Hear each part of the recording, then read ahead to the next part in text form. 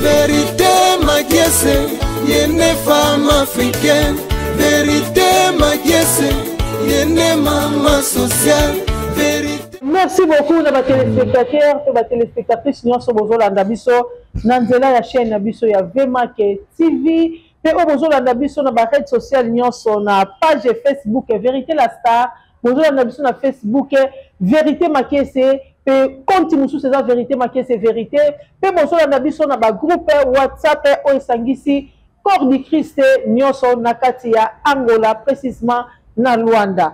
Tout ça on a passé Patricio na koko bosa na pe montu mon côté aza mutu ya ponanga aza mutu ya so contribuer ebele na kati ya VMAK TV na kati ya musala ya Mama Vérité wana nazo dédié à passant Mbutambila en direct de France Mbutambila Machakado en direct de France ba grosse salutation yaya yayo yangwana et pe na bon sanité agence Flyno, agence Flyno, et pas Arseno King.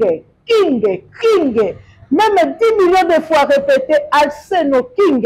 Wana so qu'on a posé à visa ya bamboka nyonso sur tous les 5 continents aux a posé de quelque part contacter agence Flyno et pas Arseno King.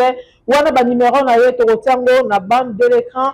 Sans plus tarder, nous avons présenté déjà invité Nanga, déjà la présenté qui est mais que quand tu sucres on a Katia Ben à Maso na biso. Pasteur, on a sepé le mot nayo. Merci Maman Vérité Makiese. Ah, sur la plateforme VMAK TV, supporter Maman Vérité dans la bateau, baso tindika comme ça pour qu'il bosso. Maman Vérité toujours bambote on a topé ça à bango. Amen. Ah, santé nous déni pasteur. Santé très bien. Zambazo batel. Amen. Yayo déjà na moni rolobezate. Amen. Na moni libanda na biso ya plateau madame et maman Zawana botene belé po azo sala qui Papa sera toujours en fort. Amen. Et bon, santé à peuple de Dieu, église, aux très bas troupeau, basanakati. Libota mobimba, bangonyo baza malam, église mobimba baza bien. Avant na tous akina bango, église peut baïbi que non naza na plateau ya Mama Vérité Makiese. Merci beaucoup. Wana kombo église kutu nini? Kombo église ça Rema Logos. Rema Logos. Kuna ba révélation sur révélation. Fonction plus. OK, merci beaucoup. Ma soeur na biso pasteur Tochola après-midi à l'élo torolobela sur les zéros à l'héroïne. Tochola les zéros à l'héroïne pour ezana introduction débit ya mutunyo so bandara na vie. To bandara na 0 comme na 1 ozo kende et puis vie chrétienne to bandanga ka mbala moko te mbala moko na keye ça tam sous na parcours to bandaka. Bato bayaka côté ya biso to benga ba dernière dame à deux fois peu famille obimi nango papa zaki pasteur maman zaki diagonaise mais quand on bete la biso du solo loko la présentation à pasteur Patricio na bato balo landa biso. Merci mingi na balandi nyonso ya monde mobimba bazo landa nga sikoyo. Bon, a minha história da vida cristã começou da maneira seguinte. Bon, papa nangai azamuta mission. OK. Papa nangai azamukulu ya mission. Mission wana biso aza yeba, protestant yeba. OK. Oui. Papa nangai azamuta mission. Alors, donc ngai vraiment église na bando lingati. Donc nazaki parmi pas incrédule. Yeah, donc bato muto a une église ezangai. OK. Ngai bando benga Bob Marlene. Na mela diamba ya sote nyoso tu. OK. Diamba ya mai. OK. Na mela. Diamba ya otia na supu na pondo na musuni na mela. Vraiment. Alors, eloko ngai na inaki ezaki era prière papa amema ngai ndo lingati. Donc naibaki déjà que non dimanche papa obligato que le culte. Parce qu'on a donc un soki samedi. On a na soki belé. Oui. Alors samedi so na kangi soki. Yabi que non tant papa bisanga to que l'église. Moi na que déjà te pour soki déjà. Soki kanga. Soki déjà dia okanga. OK. Alors parcours wana de ko sala que non de lo na Congo. De ko na Angola. Sikona na famille nyonso na papa. Wana sikona yakana noko na ngai. Nangola. Et wana c'était na 97. Oui. 97 de to yakana na noko. Alors tant que na noko na 97 wana tozaki na Lunda Nord na mboka wana benga Nzaji. Na Nzaji, OK. Alors c'est la guerre na 97. Tolongo chiko heureusement que non tozaki na carrière moko ya diamant bando benga Mbuya Musolo Ben. Wana déjà nonande on est attaqué déjà Mbuya Zekete. Depuis Mbuya Zekete yebana même ba musicien ba yeba. Oui. Et alors tant ba panzaka ngo chiko na nonande nde na 97 ba ko tombola Mbuya mususu ba benga ki Mbuya Musolo Ben. Alors nde sala ke no toyaka na noko ti na Mbuya Musolo Ben wana. Zara na décembre 97. Oui. À décembre 97, alors on était pour ça la révolte. Attaquer Mboka. Quand attaquer Mboka, to kima siko to Nzaji. OK. Quand to Nzaji, noko a décidé de non. Ma période de décembre na balunda ezaka somo pona ba guerre. Ça faut to mata Luanda. OK. Ndeto mata Luanda na Palanka. Oui. Na place d'Imbondeur wana donc biso to bando sakana wana wenzi wana ezala kutute. Oui. Na 97. Wana nazaki nanga non chrétien. Siko Pacho Patrice, OK, au toucher pe poango zaki non chrétien. Papa zaki ko memabino na nzala le sambo ndenge zalaka mais o exercer qui pena vie chrétienne te. O ko koma na kati ya réalité un monde na biso ko zala serviteur na kati ya Angola e banda ndeni. En ce temps siko tozaki na Luanda. Tovandi décembre 97 eleki. Na 98 je fallait na zone à Congo. OK. Et pas papa. Alors, et permettait à quitter. Tu vas 98, 99, na 2000 ans. Et na 99, de na zone pour moi. Oui. Et pas papa. Oui. Alors, quand na zone pas papa na 99, 99. Na 2000 ans. Oui. Na ko zonga lisusu. Na wana siko na Nzaji. Na Lunda Nord. OK. Na Nzaji. Sikoyo place to bando vanda na Nzaji. Eza une église moko bando benga ngo Yep la Maranatha. Ezaka ka église de réveil de ba chrétien. Église à réveil. Ah oui. Église à réveil. Yep la Maranatha. Sikoyo Yep la wana ezaki pembeni na place to bando vanda. Alors sikoyo esalami ke ba organiser une conférence moko ya apôtre Ntambulukoki. Ezaka na mois de mars 2000 ans. OK. Na mois de mars 2000 ans. Sikoyo wana nga sikoyo Sirwana nazaki na malade mo bando tungisa ngai ya piana ni elongo bando tubanga awa na chad bed. Autant ozo pema sous forme ba gastrite. Donc ozo pema boy calé, ozo pema calé. Ah, sikoyo heureusement bando ça fait ba traitement bando si baté. Avant na ngana ndako. Sikoyo tant église on a organisé conférence ya porte Tambuluko. Alors mutumo bando semble en église wana azaki voisin na biso. Ah, wana komboni nani? Comme on a Maman Tété. Ah, Maman Tété, sur les occasions, on l'a biso même à passer à botte, non? OK. Maman Tété, elle a pêché une invitation. Ah, je crois que je suis mon tour, na zoa wana azam mutu moko terrible na ba guérison. Je crois place na bando vanda wana no kwa zakité. Akeshiko na zamba makambo diamant. Ashi habité. Le roi peut toquer ba traitement ils aussi batté toquer na conférence. De tourner dans l'église en Yep la Maranatha. Alors, toquer ce qu'on a conférence, il y a un tableau pop. On est à Nzaji, na Pantanal. Oui. À 2000 ans, dans mois de mars. Je crois, tant apôtre à Badote, à Té, à Silichi, à Lobi, Moutounion soit à Loboko. À toucher. À la douleur. On a peine à jouer. Loboko Naté, Nanouane. Oui. Alors, Abando Priya déclaré. Amenacer diable, amen, amen. Alpiton, le bon temps, le bon la santé maintenant, na respirer bien. OK. On a l'an 2000 ans. Ah, ils ont pesé événement. Oui. Na santé, mouvement bando ça la tête dans 20 minutes, na homo là. Alors, ndene au quoi ce qu'on a dit, ah, c'est qu'un Nzambe ça. Voilà. Pourquoi bando du matin Nzamba ça. Voilà. Selon la histoire, na ngame na bakaye na koma na Congo ezali. Na bando koma boy na koma na lobi Mukolonga na kufa na cercueil na ngafu batia diamba.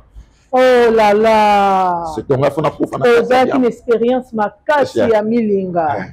Donc. OK. Na bakai na ngai na koma bongo sikoyo tant événement ne salami sikoyo na aseke baka papa biso alo baka église c'est qui nzambe penza existe ajali alors de na campagne na basali appel babi soki nano yamba yesu te eza mbanga liboso alors tombo ya loboko nga mpona tombo loboko baprier mpo na biso alors bainvite biso sikoyo na église wana mpo église wana ezali pembeni ya ndako alors nde sikoyo nazongi ndako jour elandi nake sikoyo église wana si wana moto abanda okamba kuna ezalaki pasteur Florine de Mwanza. Ok. Aza en vie, aza na Allemagne. Aza en Allemagne.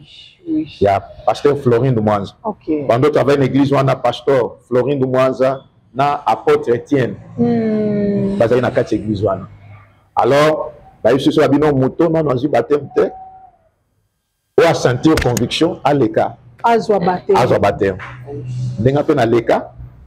Wana ezaka des années 2000 na mars tokomi na mars car na mars makambo c'est ça mika na mois de mars wana mars après conférence ya papa Tambulukoki après campagne wana évangélisation wana alors donc biso tozaka équipe ba yamba yesu na campagne wana alors nde ngape na kena na pesa Congo pour campagne ya pesa le maka accident moko ça maka na église na biso ba démarche mo ba pasteur mutu mo bando kende na crusade ngo après crusade ça l'accident oui na 2000 ans na bi que soki papa Tambulukoki ayo qui peut-être pour rappeler c'est ça série wana ezaka na mois de mars oui ezaka accident moko munene sale maka mais gloire à Dieu batu bakufa kate amen batu bazoka OK wana siko boke ko zala baptisé ko batisa ma wana siko toke ko za baptême ngana zi baptême na maya nzage na Lunda Nord c'était na l'an 2000 na mois de mars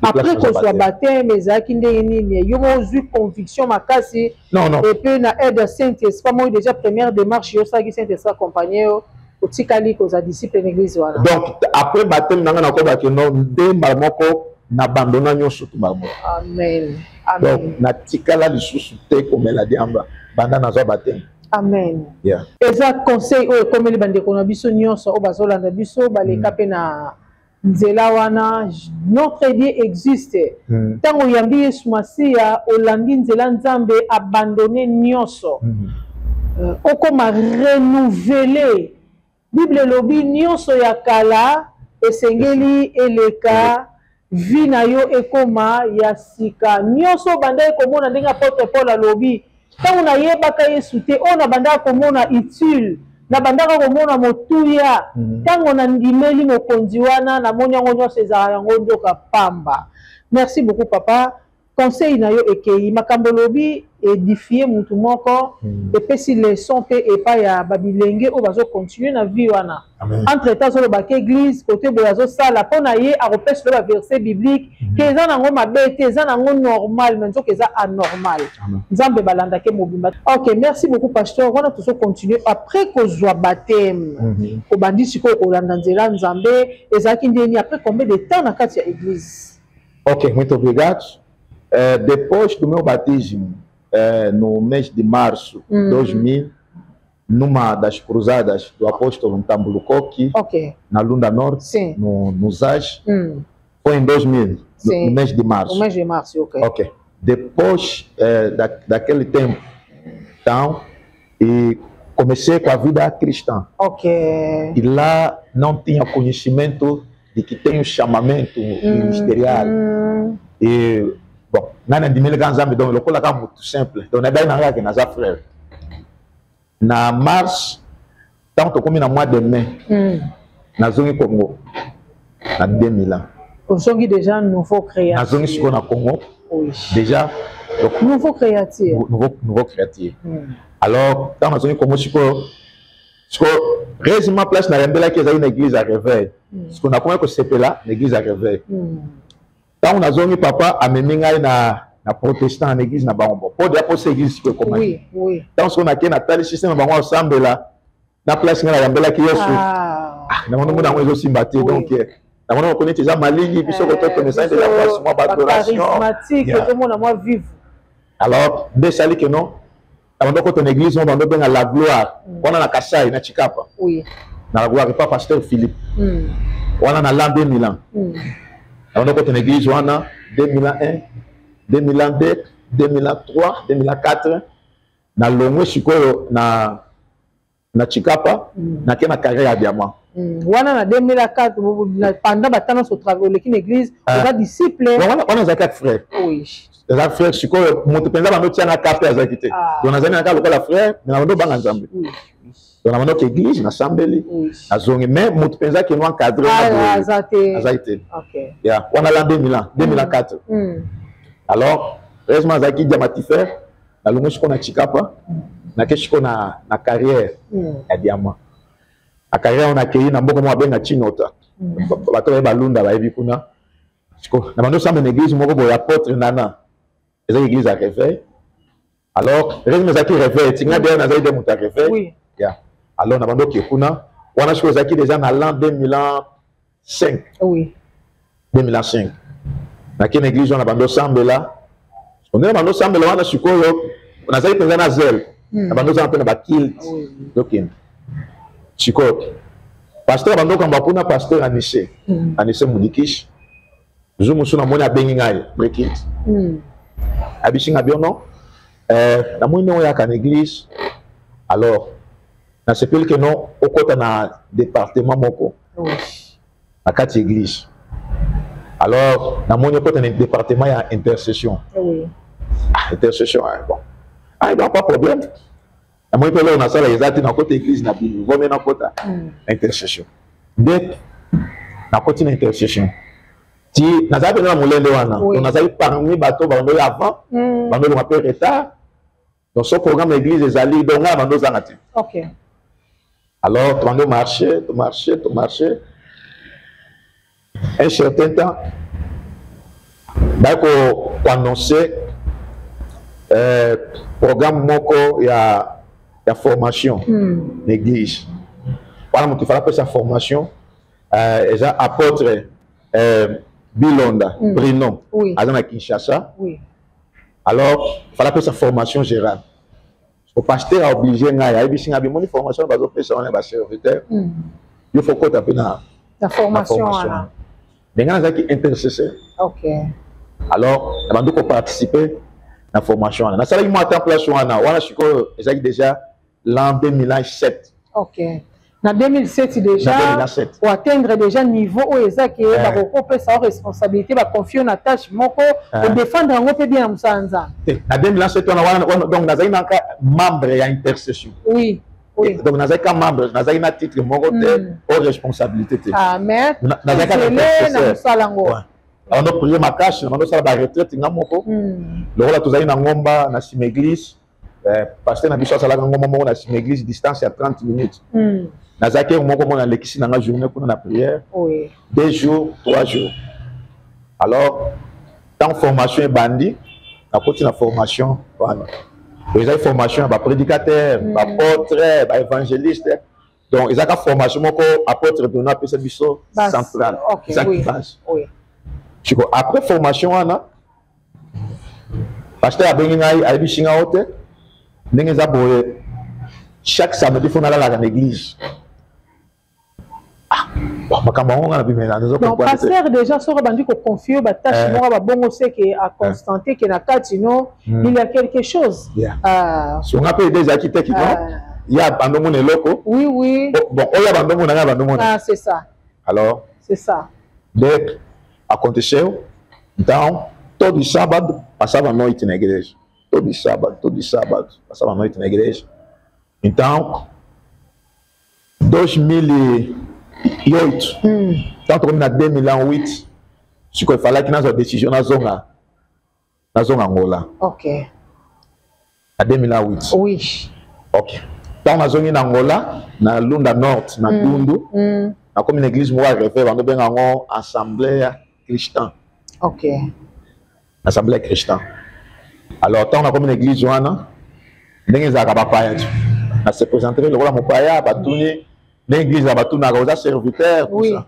après se présenter na binonga na intercesseur avec les intercesseurs bon batuni ngai est-ce que aux ana posa au sala nzambe pour batu musu bayaka azana na posa sala su nzambe tenga binonga na intercesseur on a na sala nzambe alors va présenter pas mon cambia d'intercession. Alors on continue l'intercession. Dans on continue l'intercession avec le temps ba pasteur abengai akotsanga na protocole abishinga bibona minso minza boye tozopesa yo fo obando sala protocole.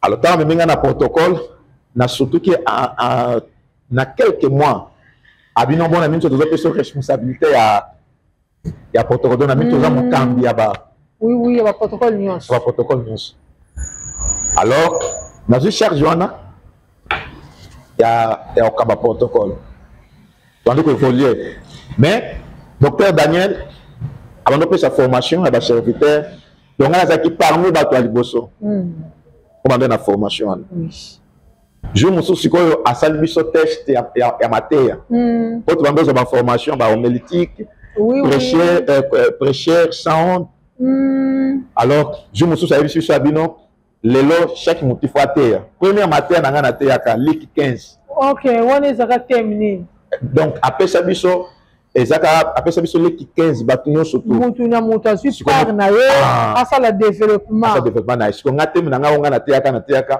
oyo papa za nango ezako na mwana OK ça c'est ça donc le solo ya mwana oyo o papa pesaka bozui enfant produit OK merci beaucoup akendaka alors Tanga zongi papa on est na nini na date nini on est na 2008 na 2008 donc exact décembre 2008 on a 2009 voilà bon alors siko après biso texte wana biso mutuna mutu a travailler siko ngata on a ke na tangi na zwa ki parti a donc tant au moins na akendaki azongi papa sali fête siko yaya grand frère azalaki déjà na papa le temps siko tango aye ayoki musique alors à tout le bande quoi à quelle musique édiquée et c'est non bon musique oyo eza ya ndeko na yo wa zwaka po abungaka azongi siko ayoki mawa aye papa na yabi papa na tozaka no chaque jour na bongisa elo moya yote osala nga pena na ta fête moko te mais oyo pesa ki mbongo ati abebisi azongi osala les fêtes papa ebisha bi mwana na ngai o nyonso naza nango eza ya yo de première thème na wana thème liboso développa après wana le bakuju accès à kopesa ko cher alors de wana sikoyo on a tei Chili alors wana sikoyo na surtout ki sikoyo ba nomenga lokola modérateur ba ndo modéré donc na ba activité penza makashi ya église na banga ki ko modéré avec côté 2009 na lungo sikoyo na dundu na sikoyo na Saurim OK na Saurim sikoyo na comme na église à Seya ya papa Paulo. Seya ya papa Paulo. Ah oui. Je salue à passant mon papa apporte Paulo Seya. Okay. Merci beaucoup. Là je na komela ki. So na komela église ya mwana nae ya mulimu wa kambaka kuna. Alors tant na komela na sikoyo nde place sikoyo na ko développer sikoyo makashi. Parce que ça qui 2009, 2010, 2011, n'a pas côté. Et puis, nous avons maté à la bande, nous avons la typologie. OK. Genèse 38, Genèse 12, Apocalypse, donc nous avons fort. Oui. Sur la commission de Banangaï, que nous avons un ministère doctorat. On a un docteur. À façon, on a un docteur. On a conseillé ma cache. Oui. On a déjà 2009. 2010, 2011. OK. Panacea. Alors, en 2011, nous avons fondé l'église. En 2011, nous avons bien à 14. Là, c'est le on a fondé l'église. So, pasteur, quand tu m'as dit, on fondé l'église, on a obimi na rébellion, ou bien au Senga Kinzela na batata, qu'on a seya ba monité. Aza déjà na capacité wana ya ko libérer ou bien ça kandeni Ils ont un cas de rébellion. Donc, et seulement que l'église est dans cellule. Ils ont la cellule. Il y a des comment quoi semble dans l'église. Mais ça a donc dehors il y a CA. Ils ont un CAT. Ils ont un CA. Alors, ils ont pensé dans le cas de CAT. Alors, dans 2011, n'est-ce pas, ça va 3 mois, 4 mois, ils ont pensé la population marquage. En 2011. 2011, 2012, 2013, dans le Lunda. Rwanda, c'est quoi qui est panan? Comment tu as dit que l'église est dans combat mère? Ah oui. La combat église mère, il y a papa Gaston Mawoko. Ah oui. Merci beaucoup nos téléspectateurs, nos sponsors à Bisso. Wanezala qui parcourt, il y a l'homme de Dieu. Pour moni pena bandi na biso na de zéro azokende. Si place à Komiwana. Na kosinga na la régie pour pasteur Azwatan amela sumu, amela mai. Gloire Tamuzi na sima ya caméra pe na régie toza na Nathan Pongo au balancer le biso moi mélodie qui toko ya notre frère Freddy Ndombele oyo azana kati ya mboka ya Europe lelo be azana biso na Luanda na cadre ya musala ya Nzambe ayebeli biso nzembo kitoko ye nzete ya mobesu biso banzete ya kokauka po balancer le biso nano Tolanda, rumba kitoko, nzete ya mobesu, Pastor Bishop Johannes Bedel Diego Lukao yoka yango. Makati na yo, Elikia na Yesu. Bako luka kolimo na ngai butumbo ye, ngai na bomba mina Yesu. Lelonga pe na komi etape ya nzeta mobesu. Monguna kolonga ngai te tokosuka wapi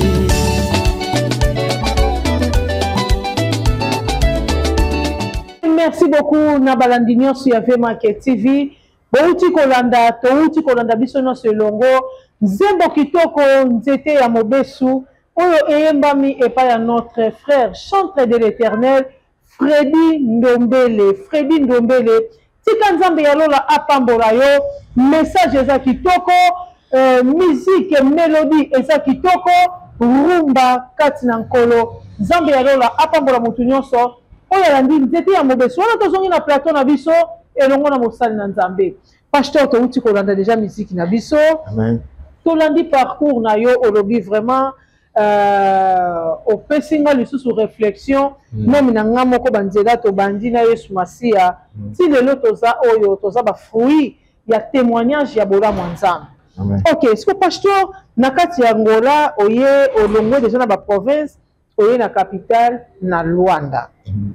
Tango yaki na Luanda mbala moko mona ki obanda musala ou bien oleka ki lisusu lokola kuna déjà bandaki na na mer l'église à mer place où tout sous dans la Lunda na province tant on est loin de continuer qu'à la mer bon tant on a longé na Saoremu na Luanda donc muta prier pour nangai pour l'on Saoremu et c'est là qu'à apôtre Corneille OK akufa déjà moli mon épée mana na kimia muta prier muta sala na prière ya longwa Saoremu Luanda apôtre Corneille 2013 OK alors tant on a na Luanda donc moto penza oyo na bakeno aponto la kanga makash na vie spirituelle na ngai eza apôtre wazana kim apôtre Bruno Bilonda wana nde moto abeta kanga 7 chaque jour donc enseignement wa peshanga na 2004 donc nde oyo ezaka na mutu na ngati lelo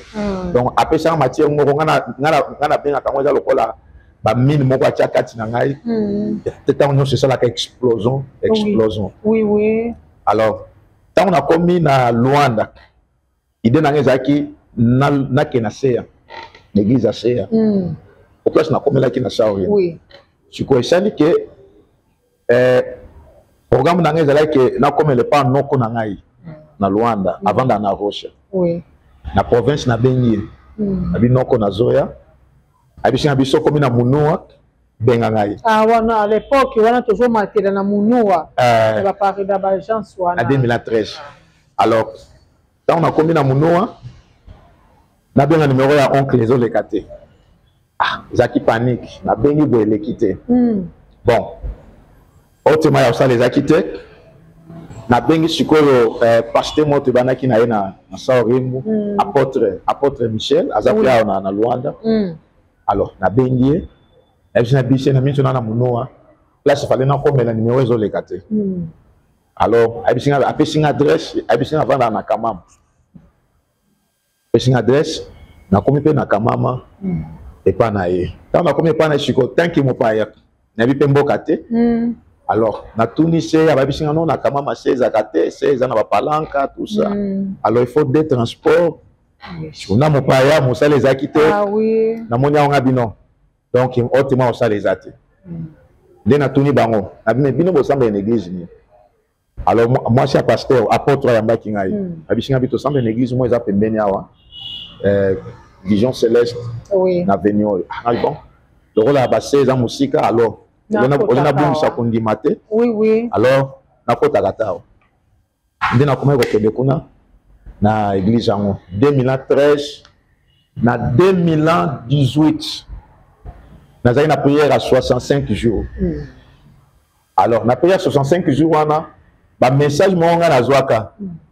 Bon na considérer ka ngote donc nzamba zo kangai na mboko na tikala ko prier que non nzamba na fongo l'église au lobinini jamais. Mais tant on a na prière à 65 jours na lotaka bandoto mo mibale. Ndoto liboso na lotaka mwasi mo baza na pota na mukongo. Alors na prier pota wana chili. Alors mais aux ndoto mosusu amoni na sangisi batu quelque part. Alors si on a nazo kamba batu wana.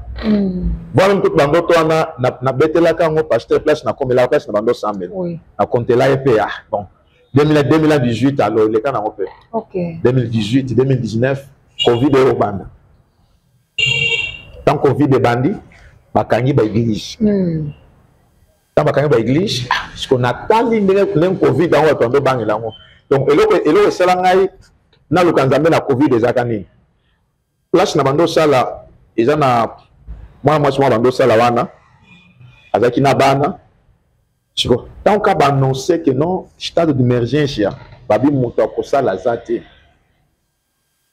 moi na gangi alobi ah nana ndako nanga ata kilo moko loso ezate na osala ndeni chiko nga tant que non intercesseur oh l'intercesseur atengisa biso babi un intercesseur asa défenseur c'est ça Ézéchiel 22 c'est ça donc aza moto ba ka douleur abat papa chabat so kolela moi je suis na passe na ebisa pété ah nga biseli makambo déjà sérieux ndé na une décision abano matangomba chaque vendredi na prier vendredi samedi dimanche lundi na zongi na ndako na vandi lundi vendredi sous na zongi na mati sous chiko heureusement na meshanaki wana bakangi ba église oui na meshanaki alors na kisho le mo batinga na motema ebisinga bi ah bon ndenge bakangi ba église boye eza pe mabete na ko sensibiliser batu to sala étude biblique. Alors so batu na baza convaincu après étude biblique wana to ko matape na bango ko prier mais idée que non église ezakate ou bien ezaka que non stratégie mo boye que non église non ou bien ndenge za batu mususu que non ndenge na lopaki wana na prier pour na mutu pote sile abonza bazo la kisanga na ke fond l'église idée on ezakate.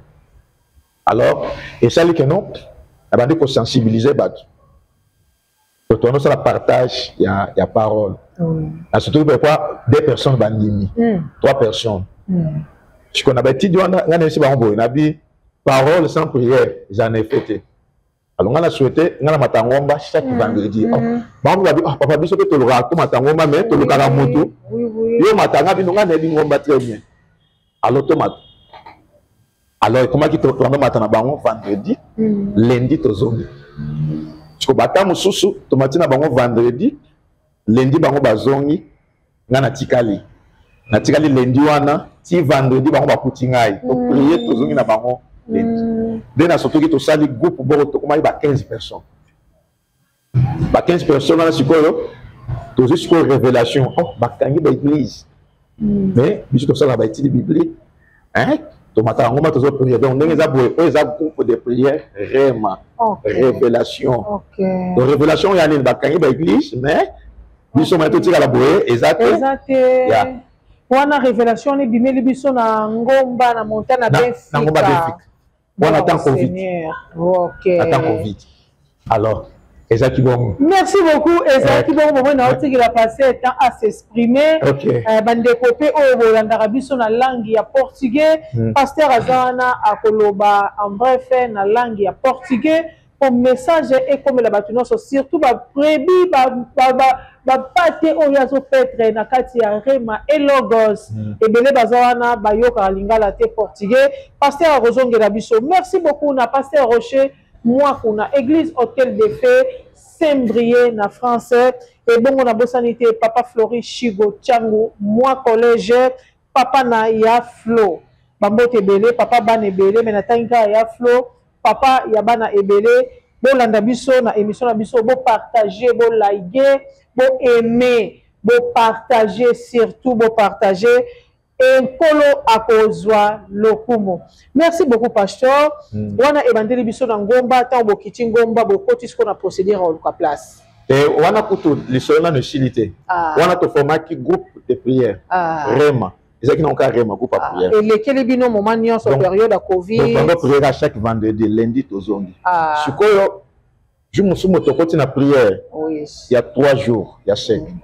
Ce qu'on a prié to za ki na wana ndengomoko abane prophétiser abi oza groupe te les églises oui Patrice oza groupe te les églises nazaki convaincu na prophétie wana te na bino oza ba penser azo penser pour bande église na Luanda eza facile oui je pas procéder rebelle il faut bon tout ça na bi oza ba révélation donc za bazoka ngai na boya kango.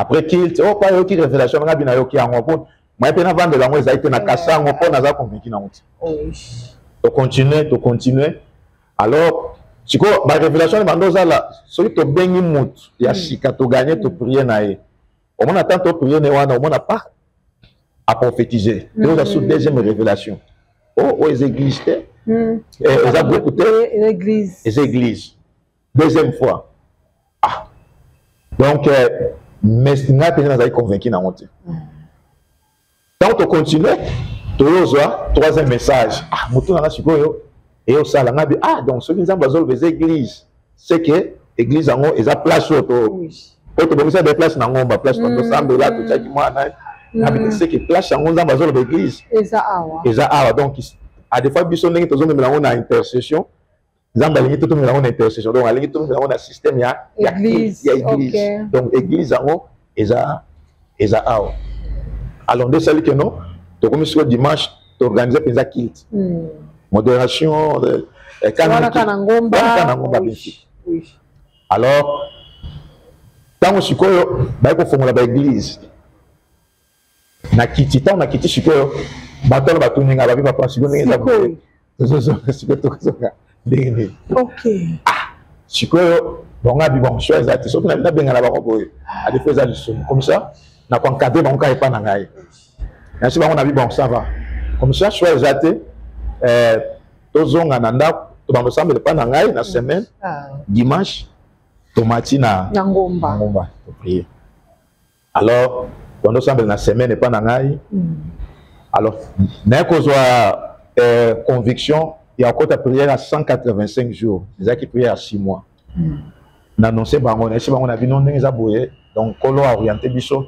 faut ta prière il y a 185 jours à 6 mois donc prière donc ndenge za boye to na prière chaque tombo chaque 12 heures chaque 18 heures chaque 0 heure pour na bato bazala permanent na ndako alors on va bazaki convaincu peut on dit prière quand on dit prière tu peux inviter cher moi cher Marlette quand on est en pleine prière mbala liboso na prière par Saint-Esprit genre on a scandale na quartier ta tombe semble na ndako donc ta Saint-Esprit na zalaka donc bando prophétiser bino nganzambe na lobi Patrice ozo douter pour nani na péché déjà place pour l'église wana place ngo pe apesi détermination à déterminer place nzamba donc il y a possible prophétie alobi abino nganza na lobby na pêche déjà place tu ko place en déterminateur OK ce qui wap OK, merci beaucoup pasteur pour to ke na ba détail té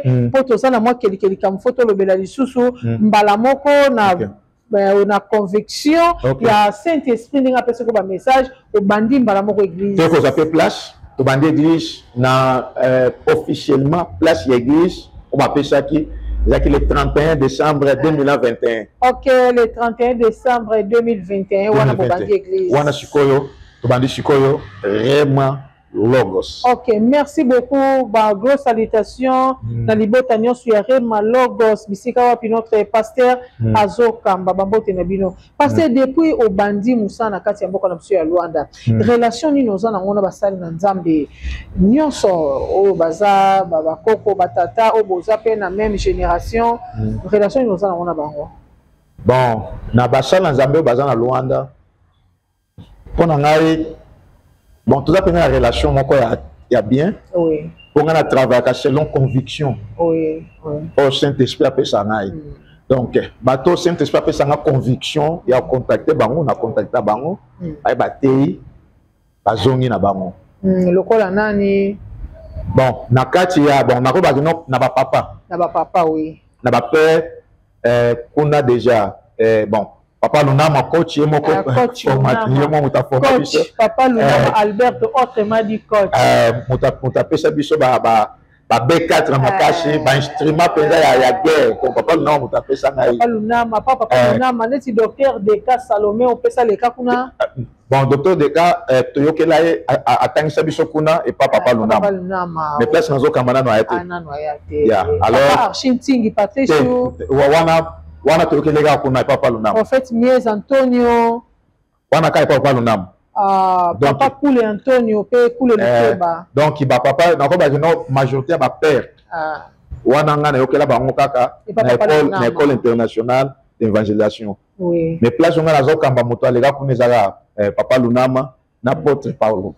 OK, merci beaucoup pasteur. OK, nous sommes vers la fin pour te chiter. Tomito lobela siko yo vie ministérielle na yo par rapport ya ba école théologie o tangi o lobi déjà wa utoloba et pas ya Papa Lunama so le kawana et ça be école nini o yo leki o tangi makambo Nzambe. Bon, na ba école la théologie na Luanda na tangi na école internationale d'évangélisation et pas Papa Lunama. Oui. Tant on a su qu'on a le la posa na ngeza ya otanga et puis biso enseignement ya makila oui même ba mwana biso ba koko na biso enseignant kabatia ka makashi alors biso enseignement ya makila tellement na linga ko enseigner makashi alors tant on a donné pas Papa Lunama na kota siko na université mususu GMF GMF pas docteur Kanza docteur Kanza o ezana mabor voilà des places nazalaki na osko donc nazo sala siko maîtrise année kaka kuna GMS nazaka kuna GMF nazo continuer GMF papa docteur Kanza docteur Kanza Lusaka maman vérité yo na activité wana pe pour contacter pe Vema TV maman vérité za awa docteur Kanza avec beaucoup de respect papa OK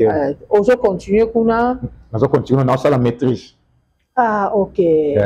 OK. Sans que la ligne l'année prochaine, nous aussi sa maîtrise. OK. Na continue na doctorat. OK, merci beaucoup pasteur. Ce que tu lui lobela moi muketo chité, to si ça déjà gloire ta muzi na sima caméra et bon on a zomona Nathan Kosi avant d'ika na régie azozela to pomper sou kuna atela biso nzembo moko ya Fredi Ndombele.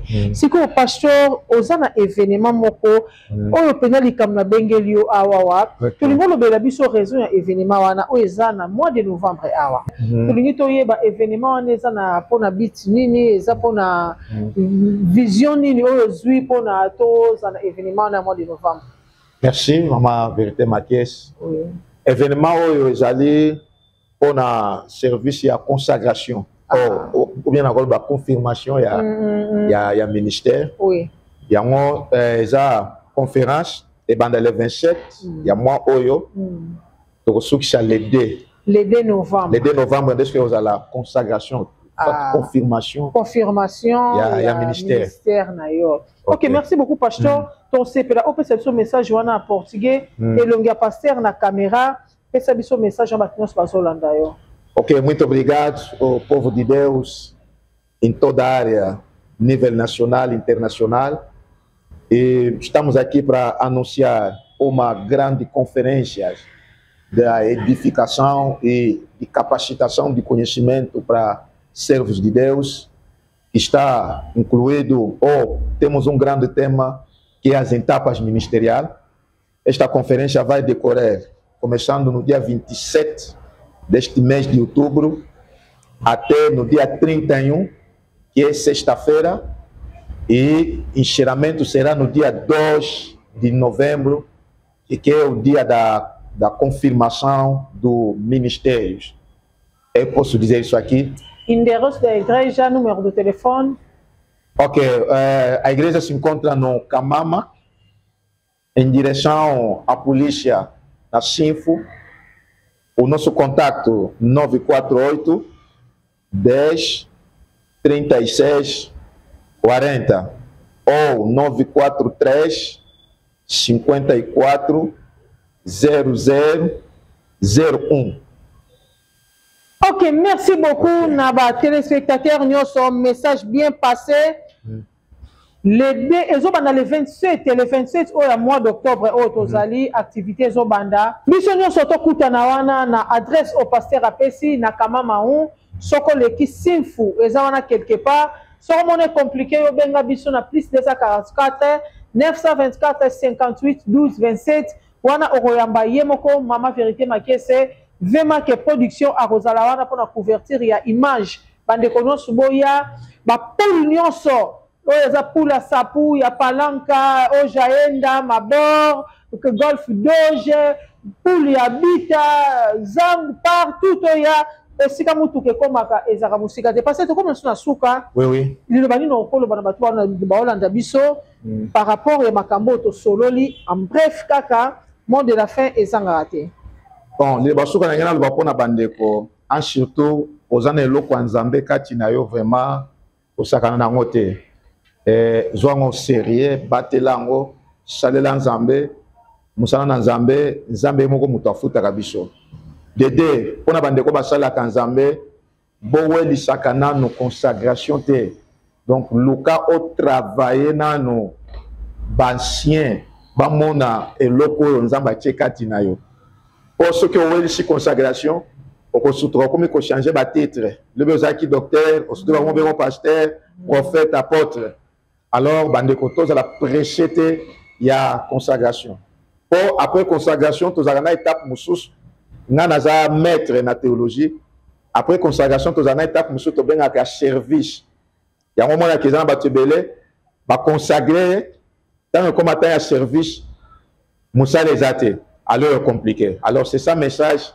N'a pas ça bande konyo sobazo landa biso. Merci mingi. Mbote belé pona batnyos balande biso. Kola pambola bino. Amen amen amen enkolo apambola biso wana tozana vema ke production na kata studio ya vema ke TV bambote na bino biso soza partout. Tété Thérèse la maman de princesse Vanille en direct de Berlin. Berlin ne tombera jamais. Bote nangana ya papa ba Saoul en direct de Paris, ya papa ba Saoul après na sanité, la fille de mon père Boene Chiku, la fille de mon père Boene Chiku Evelyne Bopeti, Evelyne Bopeti, bambote na biso, mbote na famille Egea Mobimba, docteur Noé Francisco na moni papa Sylvain Oyaza, secrétaire na biso na kati ya Egea, bandeko nyonso na kati ya Egea bien aimé Makindu. Zambe Yalola apambola bino même 10 millions de fois répété. Bishop Johannes Diego Lukao en direct de Belgique. Mbote nangana tous les disciples de Jésus-Christ. Président Vata en direct de Paris. Bambote Belé. Nabino Nyon Soboza partout. Président Makangila. Kolo apambola biso. Kozela lobi tendeko sikoyo. Cherchez-les.